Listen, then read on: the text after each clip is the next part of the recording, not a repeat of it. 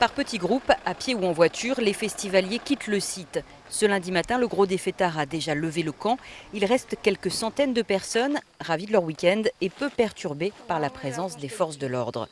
C'était vraiment très bien, très courtois, tranquille.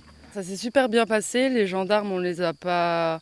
c'était juste quand on faisait les retours, que c'était chiant, et qui bloquaient tous les chemins, toutes les sorties. Du coup ça faisait plus de temps de marche et on devait passer par la forêt, les ronces et les barbelés.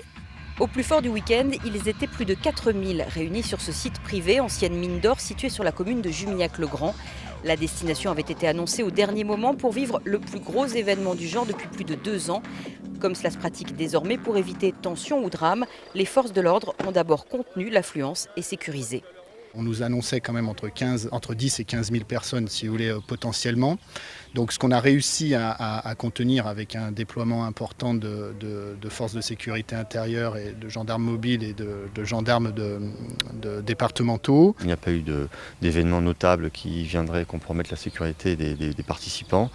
Voilà. Et j'allais dire, les choses sont en cours de décroissance et sont plutôt gérées dans une forme de stabilité et de calme. Voilà. Aujourd'hui, tout véhicule ou festivalier quittant le site a été contrôlé, parfois verbalisé pour détention de stupéfiants. Les forces de l'ordre ont aussi saisi du matériel des organisateurs.